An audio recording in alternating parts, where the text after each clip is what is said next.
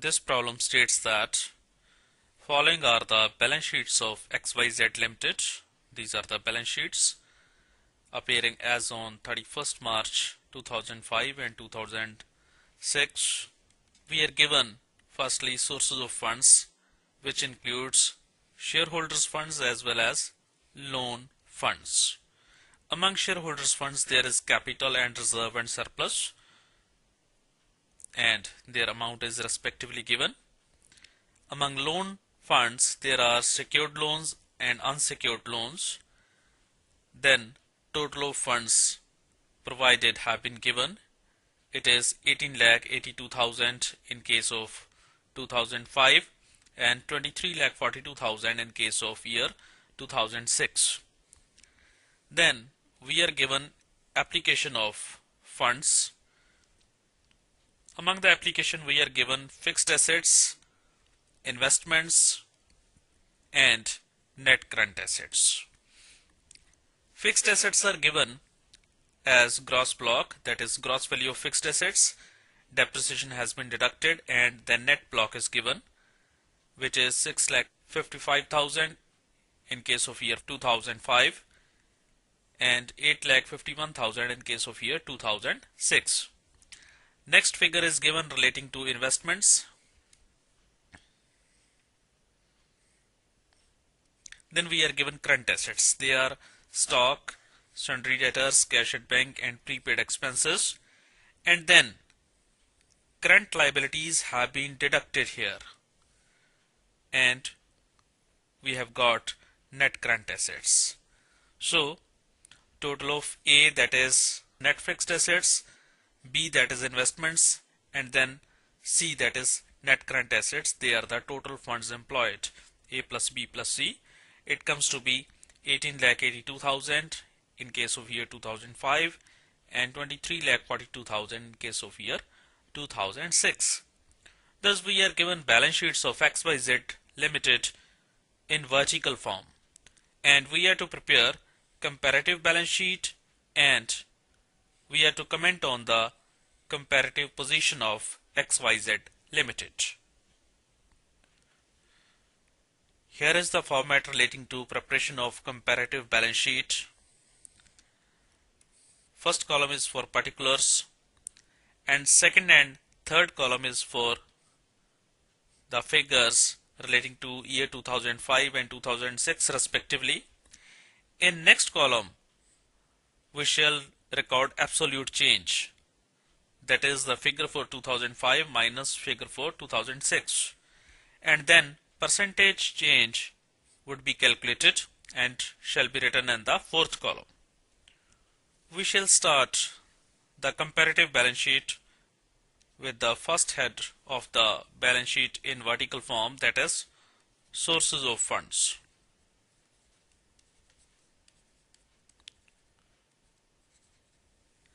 In this head there are further two subheads. First one is shareholders funds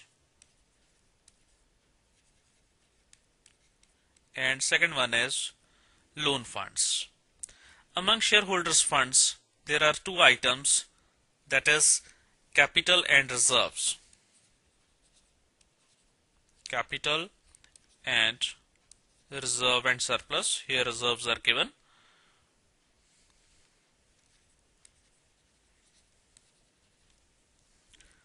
In this problem we are given that capital in the year 2005 was 8,75,000 and 6 was 9,60,000. So capital is to be written as 8,75,000 and 9,60,000. This capital is basically equity share capital. If nothing is given, then capital is to be taken as equity share capital. Next item, reserve and surplus. It is given 4,20,000 for the year 2005 and 5,40,000 for the year 2006. 4,20,000 and 5,40,000. Now we shall make the totals. their total comes 12,95,000 for the year 2005 and 15 lakhs for the year 2006. Now coming to third column, that is for absolute change. Look at the figures relating to share capital. They are 8,75,000 in the year 2005 and 9,60,000 in the year 2006. That means there is increase, and increase is by 85,000. So change is 85,000. Now this 85,000 is to be related to the base year, that is 2005. Now we have to calculate percentage change. This is change divided by figure of the base year, that is 2005, 8,75,000 multiplied by 100. This will give us the figure of 9.71%. This 9.71% is to be written here. We do not need to put the symbol of percentage because percentage is already there in the heading. In the same way, we shall take up reserve and surplus. Reserve and surplus are increasing from 4,20,000 to 5,40,000. So there is increase, and this increases by rupees 1,20,000. Reserve and surplus are appearing at 4,20,000 in the year 2005, and in the year 2006 they have rose up to 5,40,000. So there is increase of 1,20,000. This is absolute change. Now we have to calculate percentage change. Change is 1,20,000 and the figure of base year is 4,20,000. That is the figure for the year 2005. This is to be multiplied by 100 to get the percentage change. It comes to be 28.57%. So we shall write here 28.57. Thus, combined increases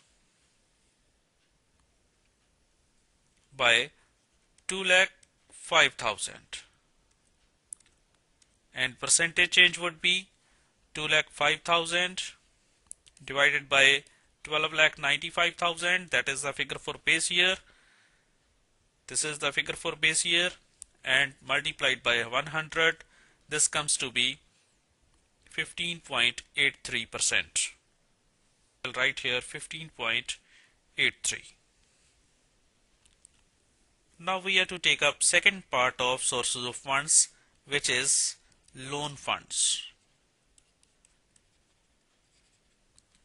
They are secured loan and unsecured loans. First one is secured loans and second one is unsecured loans. In this problem, secured loans are appearing at 3,50,000 and 4 lakhs respectively for the year 2005 and 6.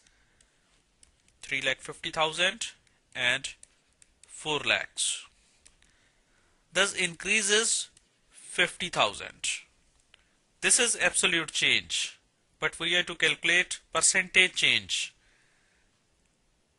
That is 50,000 divided by figure for base year 3,50,000, because the figure for 2005 is 3,50,000, and for the year 2006 it is 4 lakhs. Thus increases by 50,000 and percentage increases 50,000 divided by 3,50,000 into 100. It is 14.29%. So far as unsecured loans are concerned, we are given the figures, that is 2,37,000 for the year 2005 and 4,42,000 for the year 2006. So they are 37,000 in 2005 and 4,42,000 in the year 2006. Thus, there is increase of 2,05,000. 2,05,000 is the increase, and figure for the base year is 2,37,000. It is here, that is for 2005. This is to be multiplied by 100 to get the figure in percentage, and the percentage change comes to be 86.5%. We can write it as 86.5 in this percentage change column. Now let us make totals of loan funds. It comes to be 5,87,000 for the year 2005, 8,42,000 for the year 2006, and their increase comes to be 2,55,000, and percentage increase, it is 2,55,000 divided by figure for the base year, that is 5,87,000 multiplied by 100. This comes to be 43.44%. We can write it here 43.44 in the percentage change column. Now we have to calculate total of sources of funds, that is total funds provided. It would be total of shareholders funds and loan funds. If we mark shareholders funds as A and loan funds as B, then this would be A plus B. That is total of this row and this row.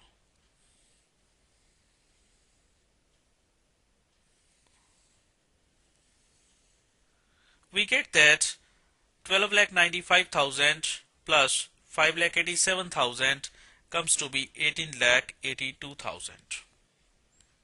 And in the same way for the year 2006, total sources comes to be 23,42,000.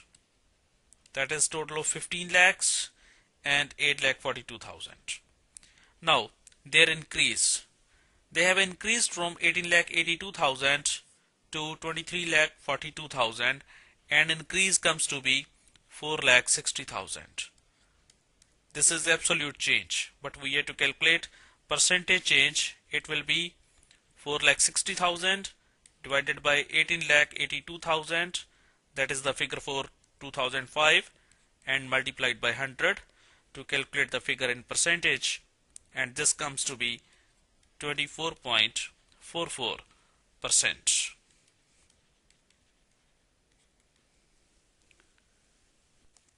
Now we have to take up application of funds, second portion of the comparative balance sheet, application of funds. The balance sheet, while preparing vertically, is divided into two parts. First part is the sources of funds that we have done, and second part is application of funds. We are going to complete this section. Among application of funds, there is first subhead, it is fixed assets.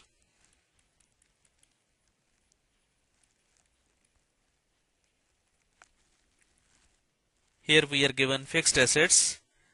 Their gross value is, that is gross block, 8,50,000 and 12,50,000 respectively. Gross block, that is gross value of fixed assets, it is 8,50,000 and 12,50,000 respectively for the year 2005 and 6. Then we are given depreciation. Depreciation is 1,95,000 and 3,90,000 98,500 for the year 2005 and 6. Depreciation. We have to deduct depreciation from gross block. It is 1,95,000 and 3,98,500 for the year 2006. After deducting, we shall get the net block, that is net value of fixed assets, as 6,55,000 and 8,51,500. Now we have to calculate absolute change. Absolute change in gross block is 4 lakhs, as the assets are growing from 8,50,000 to 12,50,000. But depreciation is growing from 1,95,000 to 3,98,500. Thus, increase in depreciation is by 2,03,500. Thus, net block is increasing by 1,96,500. Now we have to calculate percentage change. Percentage change in case of gross block is 4 lakhs divided by 8,50,000 into 100. This comes to be 47.08%. 47.08. But depreciation is increasing by 2,03,500.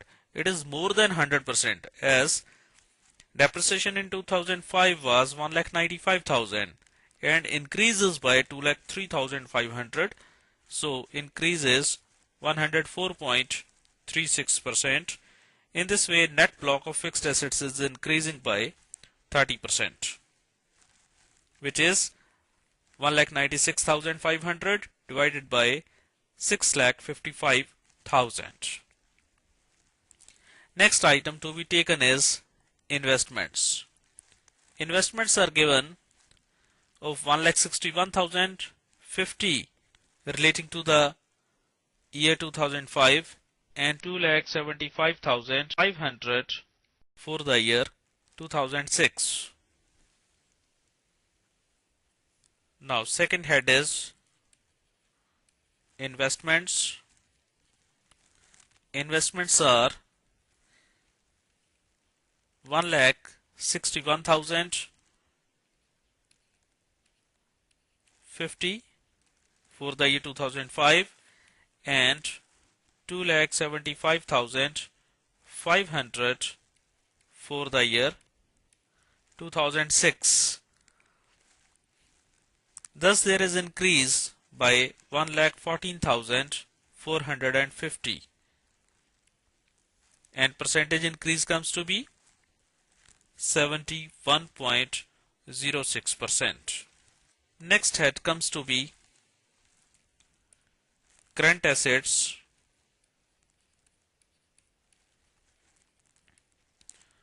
loans and advances.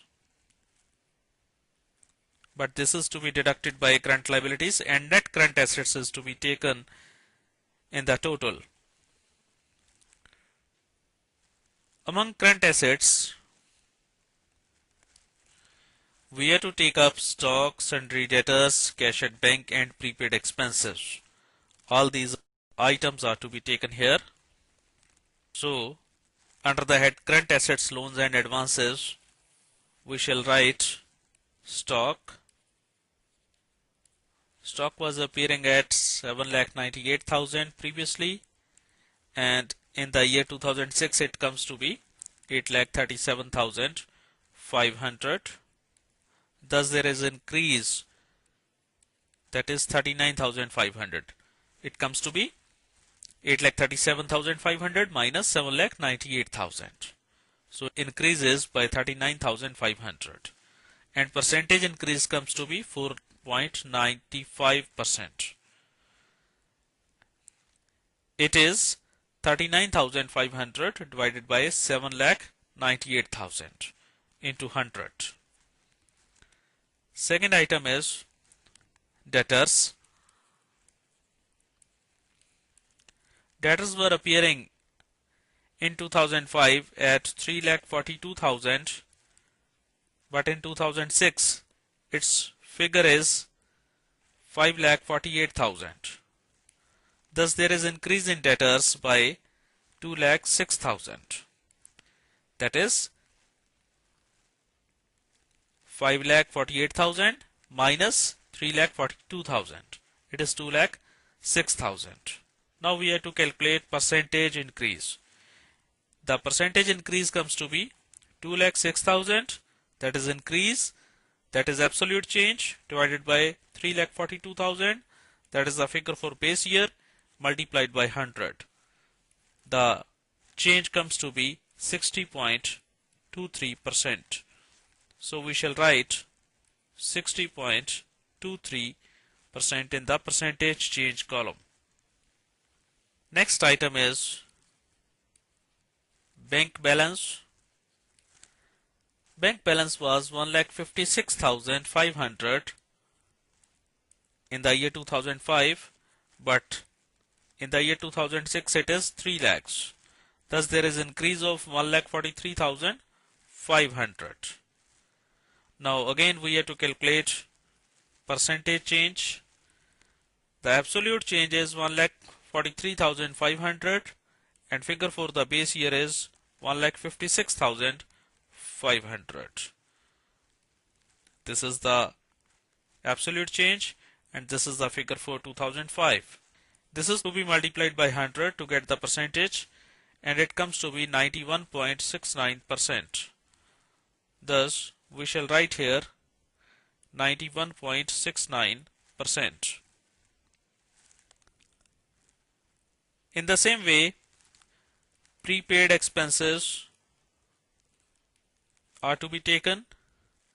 They were 82,000 in the previous year and 73,000 in the current year.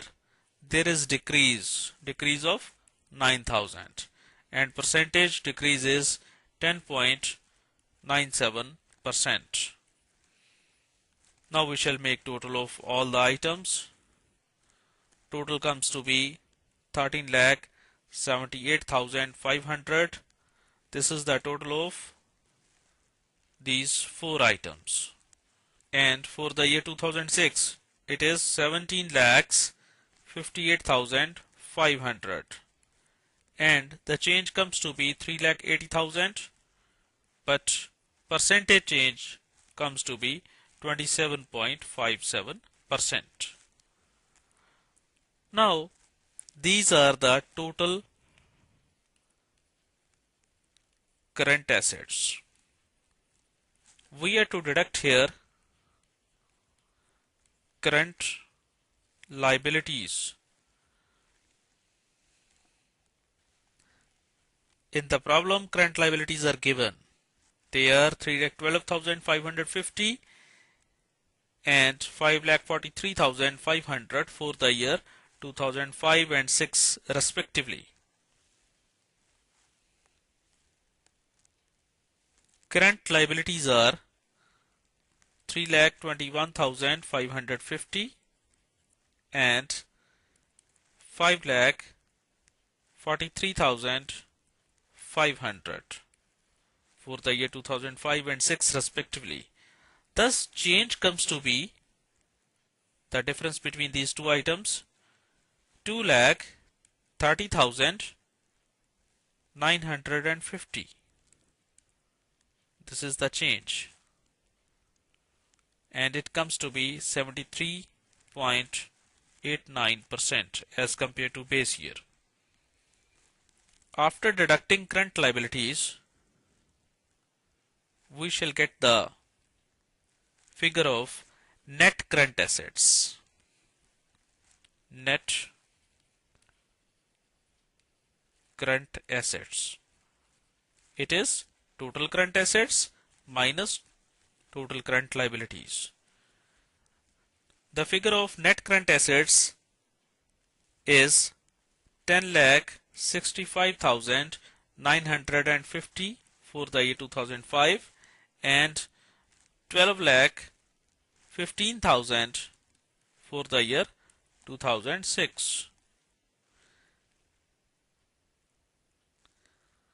There is increase of 1,49,050 and percentage increase comes to be 13.98%. We have got the figures of fixed assets, net value, investments and net current assets. If we take fixed assets as A, investments as B and net current assets as C, total funds employed would be total funds employed would be A plus B plus C. It comes to be total of all the three items, that is 18,82,000 and 23,42,000 for the year 2005 and 6 respectively. The increase comes to be 4,60,000 and percentage change is 24.44%. In this way, we are to prepare comparative balance sheet of a limited company. Now, we are to comment upon the comparative position of XYZ Limited. The position of a company on the basis of balance sheet can be compared on three grounds. First one is short-term financial position, that basically depends upon the changes in working capital, that is changes in current assets and current liabilities. Second is relating to long-term financial position of the firm. It depends upon the changes in fixed assets and long-term funds. And next one is the profitability position of the concern. So far as current financial position is concerned, the net current assets are increasing. They are increasing by 1,49,050. There has been increase in total current assets as well as current liabilities. We can see that current assets are increasing by 27.57%, but current liabilities are increasing by 73.89%. There is more increase in the current liabilities, but anyway, there is increase in the working capital of the concern by 13.98%. Thus, current financial position of the concern can be said as the satisfactory. So far as long-term financial position is concerned, we are to compare the increase in fixed assets with the increase in long-term funds. The wise policy is to finance fixed assets from long-term funds. Fixed assets are increasing from 8,50,000 to 12,50,000. That is increases by 4 lakhs. But the increase in long-term loans and shareholders funds is by 4,60,000. It means that the increase in fixed assets is being supplemented by increase in long-term funds. So long-term financial position is also considered satisfactory. Secondly, the increase in liabilities, long-term liabilities, is 2,55,000. It has grown from 5,87,000 to 8,42,000. And firm's owned funds are 12,95,000. in the year 2005 and 15 lakhs in the year 2006. So far as debt equity ratio is concerned, it can be 1:1. In that way, firm is on safer side. Firm's loan funds are much less than the firm's own funds, that is shareholders' funds. So long-term financial position is also satisfactory. Now third one is the profitability position. It depends upon the reserve and surplus. Reserve and surplus are increasing from 4,20,000 to 5,40,000, and there is increase in reserve and surplus by 1,20,000. The increase is by 28%. There is significant increase in the reserve and surplus. Thus, on the profitability front, it looks that firm is doing good. In overall, we can comment that overall financial position of the concern is satisfactory.